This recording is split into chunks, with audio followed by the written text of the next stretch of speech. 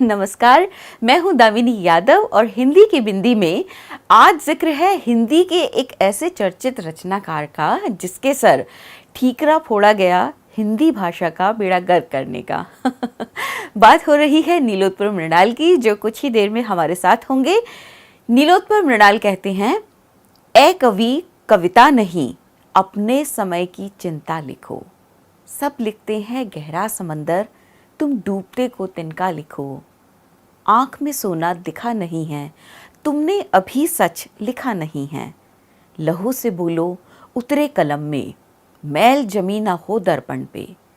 राजमहल पे सब लिखते हैं, तुम किसी गांव का रास्ता लिखो। ए कवि कविता नहीं, अपने समय की चिंता लिखो। नीलोत्पल मृणाल, बहुत बहुत स्वागत है आपका हिंदी की बिंदी में द वायर पर। बहुत बहुत धन्यवाद, बहुत बहुत धन्यवाद दामिनी जी आपका।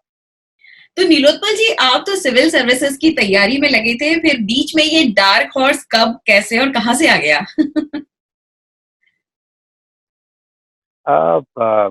ये भी इसका कारण ये भी है शायद कि मैं सिविल सर्विसेज की तैयारी में लगा हुआ था। तो अ, आप सिविल सर्विसेज की तैयारी के दौरान लिखने पढ़ने के अभ्यासी हो जाते हैं। जी, आप वो आपकी रूटीन में, आपकी दिनचर्या में शामिल रहता है, वो सब चीजें शामिल रहती हैं।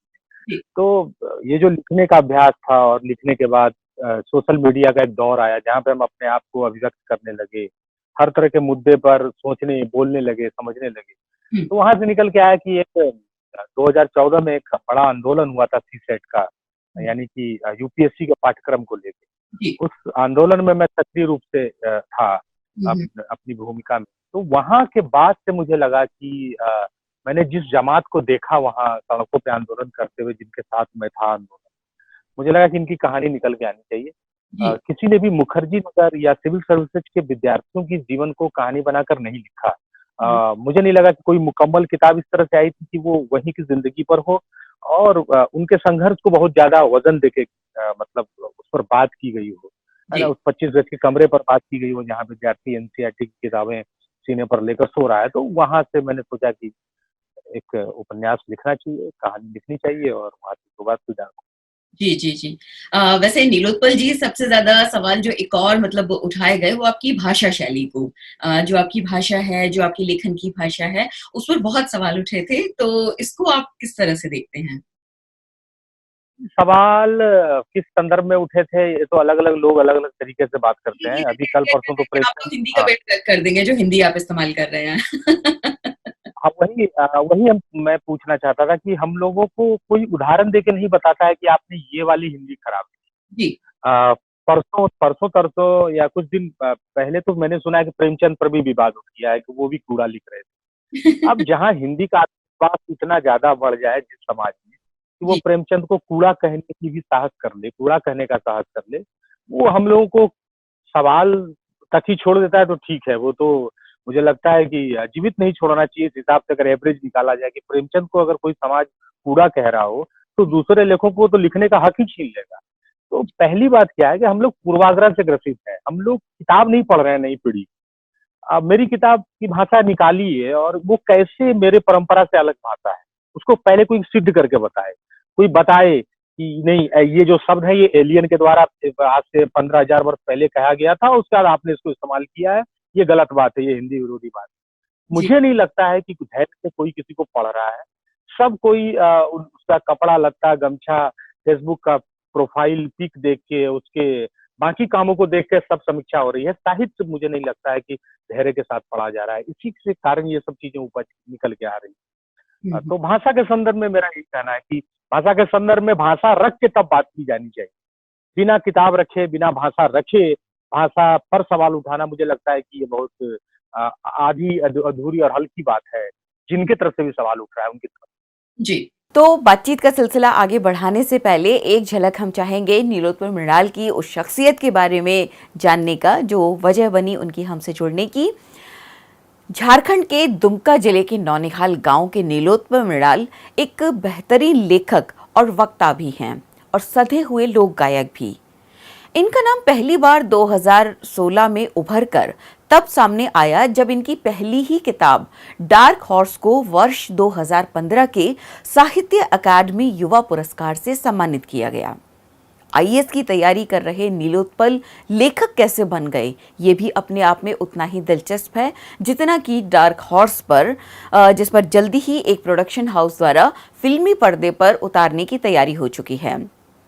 हिंदी जगत के दिग्गजों को सबसे पहला ऐतराज ही ये था कि जिस किताब का नाम ही अंग्रेजी में है वो हिंदी का क्या भला करेगी। उस पर इनकी हिंदी भी एक ऐसे बिहारी युवा की हिंदी है जहाँ के लोग ड़ को र उच्चारित कर देते हैं अक्सर, और आमतौर पर जहाँ स्त्रीलिंग और पुल्लिंग के प्रयोग का भयानक अकाल देखने को मिलता है। लेकिन नीलोत्पल ने ये किताब अपने ढंग से ही लिखी और अपनी ही शैली में लिखी, अपनी शर्तों पर प्रकाशित भी करवाई। फिलहाल उनकी दूसरी किताब औघड़ भी अच्छी खासी प्रशंसा बटोर रही है, जो कि 2004-2005 की ग्रामीण राजनीति पर केंद्रित है। छात्र आंदोलनों से भी गहरे तौर पर जुड़े रहने वाले नीलोत्पल मृणाल के बारे में आगे की बातचीत चलिए सीधे उन्हीं से करते हैं। तो नीलोत्पल जी, आपकी ये जो किताब है डार्क हॉर्स, इसका लिखना और छपना दोनों ही बहुत दिलचस्प वाकयात से भरा हुआ है। सो हम चाहेंगे कि डार्क हॉर्स के छपने की कोई ऐसी दिलचस्प बातचीत है जो आप हमारे साथ शेयर करना चाहें, जो आज भी आपके जहन में ताजा हो। हाँ, डार्क हॉर्स जब मैं छपवाने गया तो पहली बात थी कि मैं जहाँ भी छपवाने के लिए जाता था तो फोटोकॉपी लेके, पुस्तक मेला 2014 का पुस्तक मेला मुझे अच्छी तरीके से याद है, 2015 का शायद, हाँ। जी, क्योंकि 14 दिसंबर में तो मैंने किताब लिखी थी। जी, 15 के पुस्तक मेले में मैं हर स्टॉल पे घूमता था, कहता था मैं लेखक हूँ, मतलब हूँ, मैं मान चुका था कि मैंने लिख लिया तो मैं हूँ। तो यही बोलता था मैं, और मैंने उपन्यास लिखा है। तो मुझसे सब कोई पूछते थे और करते क्या हैं आप? तो मैंने कहा यूपीएससी की तैयारी। तो हर कोई मतलब मुझसे ज़्यादा मेरे बारे में सोचता था, मेरे शुभचिंतक के तौर पर मेरे कंधे पे हाथ रख के बोले कि बेटा उस पर फ़ोकस हो, इतना बड़ा काम करने आए हो, ये सब क्या लगे हुए हो? ये सब लिख लेना, जब नौकरी-वोकरी लग जाए तो अभी आप कहाँ से पैसा देंगे? कैसे छपेगा आपका किताब? आप छात्र हो। तो मुझे लगा यार हिंदी जगत कितना दूसरों के लिए सोचता है भाई, कितने उदार यहाँ पे लोग हैं। मुझे लग गया कि मैं नहीं छपूँगा, और इस तरह का 22-23 लोगों को, कई लोगों के पास मैं गया, बड़े प्रकाशक के पास सिफ़ारिश लेके भी गया कि मेरी किताब पढ़ ली जाए, लेकिन वहाँ से भी जवाब नहीं आया। एक जगह मुझे बड़ा वो लगा था, एक प्रकाशक ने मुझे कहा था कि आपकी किताब का नाम मैं आपको छाप देता, लेकिन आपकी किताब का नाम चूँकि अंग्रेजी में है, तो ये हिंदी का बहुत बड़ा नुकसान है, मैं इतना बड़ा पाप नहीं कर सकता। हुँ, तो मैंने उनसे कहा था कि अब बहुत कुछ हो चुका है हिंदी में, एक आखिरी पाप है, इसको आप कर लें, मेरा कल्याण हो जाएगा, उसके बाद से मैं भी पाप बंद कर दूँगा और मैं भी सुधर जाऊँगा। आखिरी पाप है हिंदी का, कर दीजिए अगर छप जाए तो। तो उन्होंने कहा नहीं, नहीं, मैं तो ये नहीं कर सकता। ये इतना बड़ा बात कि आप अंग्रेजी में नाम रख दिए, आप जैसे लड़के बर्बाद कर देंगे, आप तो पहली किताब।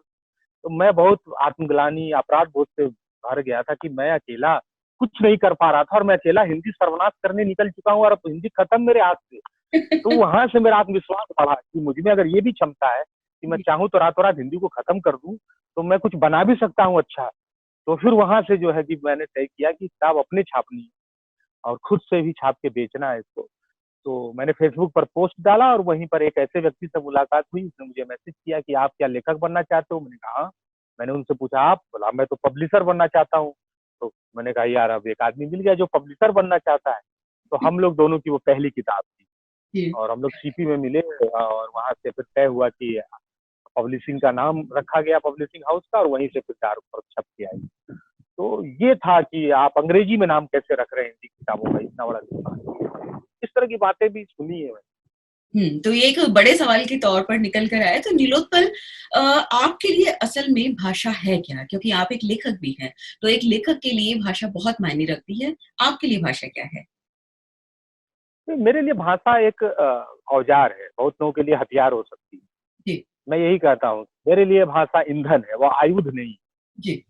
मेरे लिए भाषा औज़ार है, वो हथियार नहीं। मैं भाषा के ज़रिए समाज के कल-पुर्जे खोलता हूँ। हुँ, मैं भाषा के ज़रिए आपके अंदर के भी कल-पुर्जे खोलना चाहूँगा, और लोगों की मनोवृत्तियों के कल-पुर्जे खोलता हूँ। मैं जी, लोगों के मनोविज्ञान की गाँठ पर पेचकस रखता हूँ अपनी भाषा से, उसको मैं खोलता हूँ। तो मेरे लिए भाषा वही है। मैं चाहूँ तो मैं चीख के भी बता सकता हूँ कि समाज कैसा है, ऐसा है, वैसा है। जी, लेकिन जब मेरे पास भाषा होती है तो मैं उसको पुर्जे-पुर्जे खोल देता हूँ। जी। इसलिए भाषा मेरे लिए औज़ार है, और भाषा मेरे लिए वो ऊर्जा और ईंधन है, जिसके द्वारा मैं समाधान, अपनी बेचैनी के बीच से समाधान निकालने का प्रयास करता हूँ। तो भाषा मेरे लिए वो काम करता है। भाषा मेरे लिए मेरे विचार, मेरे समझ को एक मखमली रास्ता देता है जिस पर मेरे विचार चल सकें, वो उस पर सवार हो सकें। तो भाषा इतना ज़रूरी है। नीलोत्पल, आपकी बातों में जो अभी एक ज़िक्र आया कि हिंदी में लिखना शायद आसान हो सकता है, लेकिन हिंदी में छपना बहुत बड़ी बात है। तो क्या आप इस बात से सहमत हैं? क्या? मतलब मैं अगर समझा हिंदी नहीं। की मतलब हिंदी के भविष्य की चिंता करते हैं, हिंदी में ज़रा-सा भी कोई नया रूप सामने आ जाता है, ज़रा-सा भी कोई नई चीज़ सामने आती है, तो उस पर इतने प्रश्न के ये पारंपरिक रूप नहीं है, पारंपरिक शैली नहीं है, छपने लायक नहीं है, तो ये लिखना और छपना, इनके बीच पुल क्या बन सकता है? नहीं, अब क्या है कि ये एक समय था जब उनकी इस आपत्तियों के कारण बहुत चीज़ें नहीं छप पाती थी, या उनकी इस आपत्तियों के कारण बहुत चीज़ें रह जाती थी जो बेहतर भी थी, है हुँ, ना? मुझे लगता है अब ऐसी आपत्तियों का जगह ही नहीं बचा आज के ज़माने में। जी, पिछले 5-10 साल में जो एक डेमोक्रेटिक मंच तैयार हुआ है, एक लोकतांत्रिक मंच तैयार हुआ है सोशल मीडिया के ही माध्यम से। एक जो नई जमात आई है जो लिख रही है और थसक के साथ लिख रही है, उसने इस पूरी परंपरा के इस गलत धारा को अब मतलब सुखा के रख दिया है। हुँ, परंपरा बुरी चीज़ नहीं है, लेकिन परंपरा में आई गई रूढ़ी जो है, हुँ, परंपरा में आई गई रूढ़ियाँ जो है, परंपरा की जो जकड़न है वो बुरी चीज़ है। तो उस जकड़न की बेड़ियों को तोड़ दिया है नई पीढ़ी ने। अब जी, ये बहुत मायने नहीं रखता कि वो आपको खारिज करते हैं भाषा के आधार पर या परंपरा की कसौटियों पर कस के। हुँ, मैं पूछता हूँ कि अगर साहित्य हर हर काल में बदला है, तो हर काल में उसके जाँचने की, उसके मूल्यांकन की कसौटियाँ भी बदलनी चाहिए। बिल्कुल, आलोचक जो है अभी भी 1936 का पेचकस लेके बैठा हुआ है और टायर बदल गया है यहाँ पे। अभी तक 1952 का वो रेंच लेके बैठा है और इंजन बदल गया है जी, ना? तो अब पुरानी मॉडल की इंजनें, अब गाड़ी चलना बंद हो गई है, दिल्ली में आप वो इंजन चला नहीं सकते हैं। शोरूम में जो गाड़ियाँ 2 साल पहले तक आई थी, उसको रोक दिया गया कि अब नए इंजन चलेंगे। भाई आलोचना की जो औजार बदली है ना, उसकी भी तो कसौटियाँ बदलनी चाहिए। जी, केवल रचना की कसौटी थोड़ी बदलेगी। तो युग के अनुसार जाए, अगर वो युग के अनुसार अपनी लेखनी बदल रही है, तो आलोचना भी उस युग के अनुसार बदल। बिल्कुल, अगर आप चंद्रकांता अगर आप चंद्रकांता संतति के मूल्यांकन के आधार पर, उसकी कसौटियों के आधार पर गोदान को कसेंगे, तो खत्म हो जाएगी किताब, बचेगा ही नहीं कुछ। जी, आप केशव दास और घरानंद को कसने की कसौटी पर अगर आप तुलसीदास के रामचरितमानस को कसने लगेंगे, तो आपकी कसौटी में ही फेल हो जाएगा फिर मानस। तो जी। ये नहीं होना चाहिए। रचना काल के साथ-साथ वो भी बदलाव आना चाहिए आलोचना में। बिल्कुल। इसीलिए नीलोत्पल, मतलब विज्ञान और तकनीक एक ऐसी चीज़ है कि जो समय के विकास के लिए भी ज़रूरी है और साहित्य के विकास के लिए भी। अब जैसे मैं आपको देखती हूँ कि आप सोशल मीडिया के हर प्लेटफ़ॉर्म पर मौजूद हैं। लेकिन आज भी बहुत सारे स्थापित लेखक ऐसे हैं जो सोशल मीडिया को या तो दोयम दर्जे का मान लेते हैं या उस पर एक्टिव लोगों को नॉन सीरियस मान लेते हैं, जिनको गंभीरता से लेने की ज़रूरत नहीं है। तो इस पर आपकी राय चाहूँगी। नहीं, मैं हमेशा कहता हूँ कि एक एक एक वर्ग जो है हमेशा से सक्रिय रहा है, जो अपने को उस क्षेत्र का अभिजात्य मानता है, जी, वो अपने को उस क्षेत्र का विशेष मानता है, वो अपने को उस क्षेत्र का विशेषज्ञ मानता है। और मुझे लगता है कि उन विशेषज्ञों की चिंता नहीं करनी चाहिए, और उनके खारिज होने से आप हो कहाँ रहे हैं? ऐसा कौन-सा प्रमाण पत्र है जो कहीं बँट रहा है और आपको नहीं मिला, इसलिए आपको मान्यता नहीं। तो मुझे लगता है कि ये सब हल्की-फुल्की बातें हैं अब आज के ज़माने में, और ये हर काल में होता आया था। पहले पत्रिकाओं में छपने से रोका जाता होगा, पत्रिकाओं में मना किया जाता होगा। अब सोशल मीडिया पे कूड़ा कहा जा रहा है, लेकिन उसकी चिंता नहीं करनी चाहिए मेरे ख्याल ठीक कह रहे हैं से, ये आप। है। नीलोत्पल, आपके साथ मुझे एक गमछा भी नज़र आ रहा है और ज़ाहिर-सी बात है कि जब गमछा नज़र आ रहा है, तो गमछे से जुड़ी आपकी क्रांति भी नज़र आ रही है। तो ये गमछा क्रांति क्या थी और इसकी ज़रूरत क्यों पड़ी? एक घटना थी दिल्ली में, और संयोग था कि मैं सीपी में एक सरकार के ही दिल्ली सरकार के एक कार्यक्रम में पूर्वांचल महोत्सव से मैं लौट के जा रहा था। जी। और मैंने इसी तरह से ये गमछा जो है व्हाइट कलर का था और ऐसे रखा था इसे, हुँ, हुँ। और वहाँ पे यूपी के एक रेस्टोरेंट में मैंने सोचा कि खाना खाते हुए चलते हैं, तो मैं जब गया वहाँ पर, तो वहीं पर मुझे गेट पे ही मैनेजर ने कहा कि आप इसको उतार लें और फिर अंदर जाएँ, ये अच्छा नहीं लग रहा। तो मैंने कहा खैर यार, ये मैं बहुत भौचक्का रह गया था, मेरे साथ जीवन में पहला अनुभव था हुँ, इस तरह का। हुँ, और उस वक़्त मेरे मन में बहुत तरह की बातें आई, गुस्सा भी आ रहा था, मैं दुर्व्यवहार भी कर सकता था, लेकिन मैंने नियंत्रण रखा और बहस किया। बहस के बाद मैंने खाना भी खाया, फिर बहुत ज़्यादा बहस हुई, लोग भी जमा हो गए। लेकिन उसके बाद फिर आके बाहर मैंने सोचा कि ये मेरे ईगो भर का मामला नहीं है, यार ये तो मेरे साथ बिल्कुल पहली बार ऐसा हुआ है। क्योंकि और बहुत मुझे रेस्टोरेंट्स में दिल्ली में ड्रेस कोड होते हैं और अगर आप उसको फॉलो करते हैं तो कोई गलत बात नहीं है, तो एक गमछा हटा लेना भर आपके लिए इतनी बड़ी बात क्यों हो गया था? वही वही मैं बता रहा था कि ये एक सवाल उस गमछे का नहीं था, सवाल उस कंधे का था जिस पर ये था। ये कंधा एक आम आदमी का है, एक आम आदमी का वैसा है जो अपनी आम चीजों से प्यार करता है, अपने अपने परिवेश से प्यार करता है, ना भी प्यार करे तो उससे जुड़ा हुआ है। तो उस मामूली आदमी का कंधा बहुत जरूरी था। अगर मेरी जेब में किसी भी उस स्थान पर जाने लायक योग्यता है, आर्थिक योग्यता है, तो आप और मैं अश्लील नहीं दिख रहा हूँ, मैं अपराधी नहीं, मेरे पहुंचने से वहां का सील भंग नहीं हो रहा है, वहां का अनुशासन भंग नहीं हो रहा है, तो आप केवल मेरे पहनावे या मेरे रंग के कारण रोक देंगे। ये वही बात है कि इंडियंस आर नॉट अलाउड या डॉग्स आर नॉट अलाउड, ये वही बात है, मानसिकता की बात है। तो जब मैं बाहर आया, अगर तो हाँ, अगर हम एक छोटी सी घटना से एक बड़ी कहानी रच सकते हैं, तो मेरे लिए एक छोटी सी घटना एक बड़ा उपन्यास मेरे मन में एक आख्यान चल रहा था, जो मेरे परिवेश की विडंबना कह रहा था कि अरे यार, तुम्हारे पास अगर एक दिन क्षमता भी हो जाए आर्थिक, तो तुम क्या सांस्कृतिक रूप से पिछड़े करार दे दिए जाओगे? क्या तुमसे इसलिए भेदभाव किया जाएगा? तुम जाति से बच गए कि जाति का भेदभाव नहीं हुआ, तो रंग का भेदभाव हो जाएगा, रंग से बच गए तो कल दिन पहनावे का भेदभाव हो जाएगा, कल दिन इस बात के लिए भेदभाव हो जाएगा कि ये व्यक्ति ये खाता है इसलिए इससे घृणा किया जाए।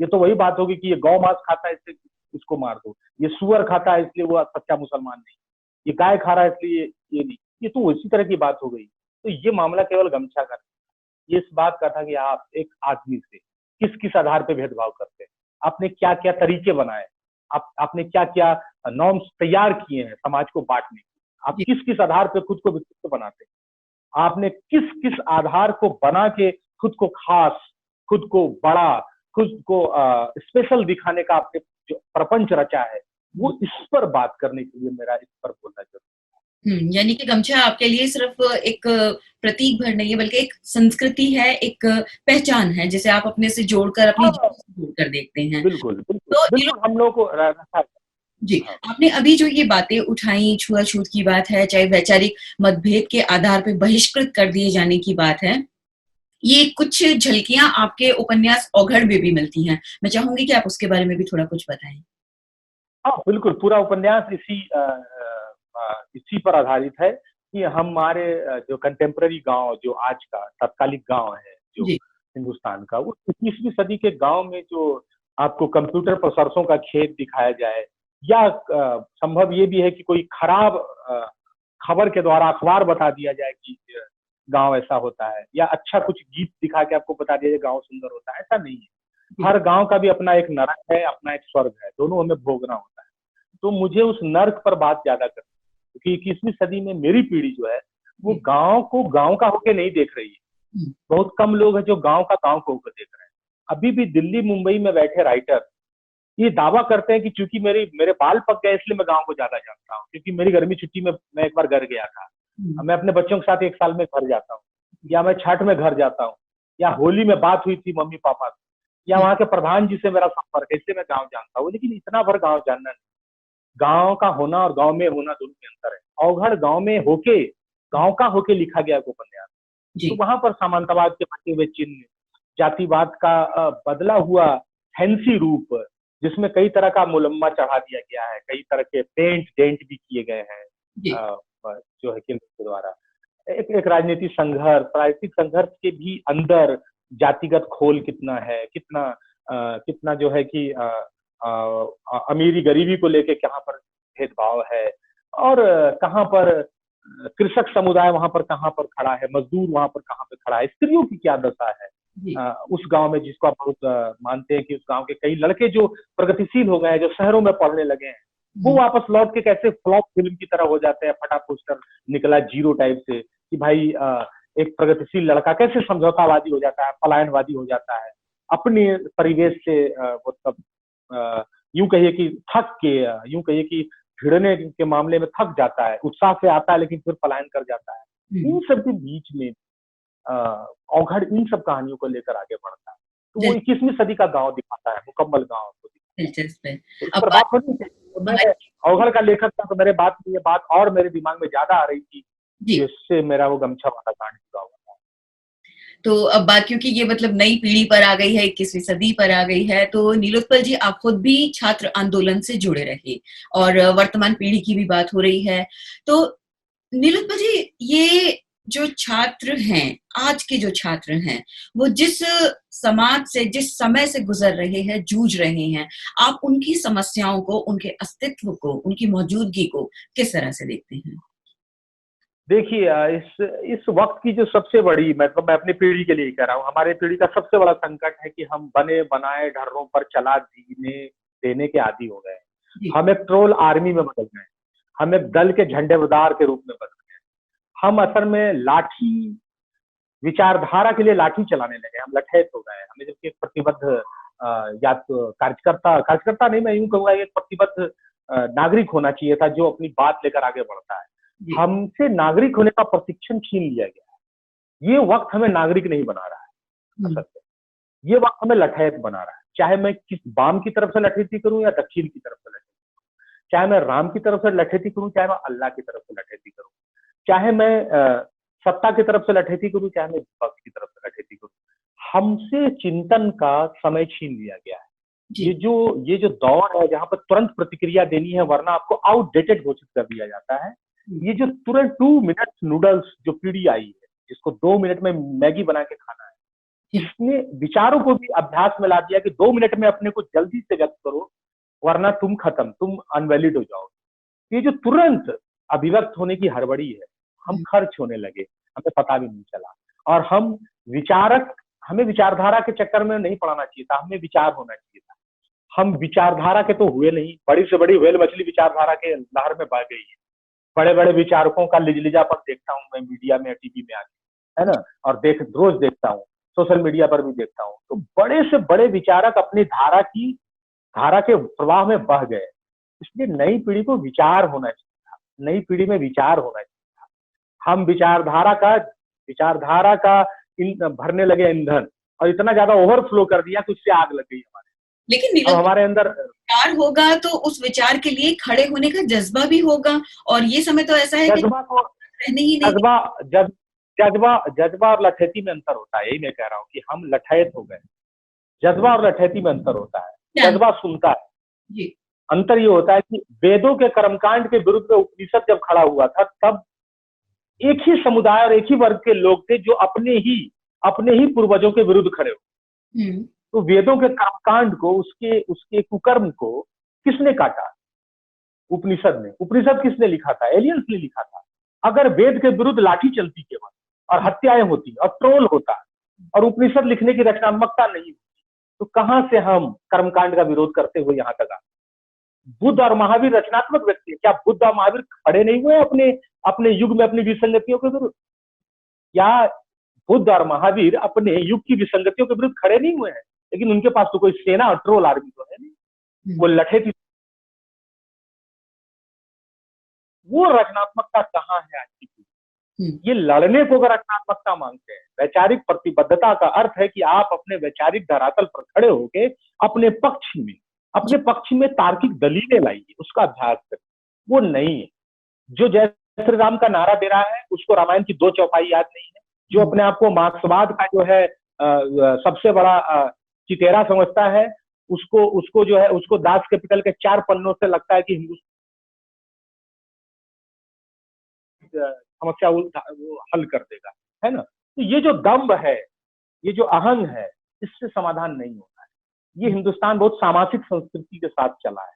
यहाँ पर एक दूसरे की अगर सुनना बंद कर दीजिएगा, तो जी, तो उस तरह से फिर हम आगे नहीं बढ़ सकते। एक दूसरे को सुनने की जो आदत है, वो निश्चित, बहुत जरूरी है। बिल्कुल। और नीलोत्पल जी, आप जितना अपनी संस्कृति से जुड़े हुए हैं और जड़ों से जुड़े हुए हैं, उतना ही लोक गायन से भी जुड़े हुए हैं। अब जब हम साथ हैं, तो हम चाहेंगे कि आपके सुरीले गले को भी थोड़ी तकलीफ दें और इस उदास मौसम को थोड़ा-सा मुस्कुराने पर मजबूर कर दीजिए। ठीक है, इसी पर एक गीत सुनाता हूँ। ज़रूर। ऐ उदास मौसम, उदास नहीं होना, कि सुख दुख का चलता है सुख दुख का चलता रहता है अपना जादू तो ना, ऐ उदास मौसम उदास नहीं होना। क्या हुआ जो क्या बात पतझड़ में थोड़े पत्ते झड़ गए, कुछ हवा में उड़ गए, कुछ चूल्हों में की झीली मिट्टियों में फिर हरियाली होना, है उदास मौसम उदास नहीं होना। क्या बात है।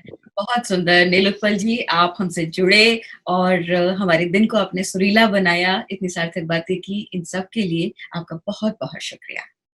बहुत बहुत धन्यवाद धर्मेंद्र जी आपका भी कि आपने अपने से जुड़ने का मौका दिया। बहुत बहुत धन्यवाद। शुक्रिया। द वायर के और वीडियोस देखने के लिए सब्सक्राइब करें और बेल आइकन पर क्लिक करें। स्वतंत्र पत्रकारिता की आर्थिक मदद करने के लिए डिस्क्रिप्शन में दिए गए लिंक पर जाएं और अपनी राशि चुनें।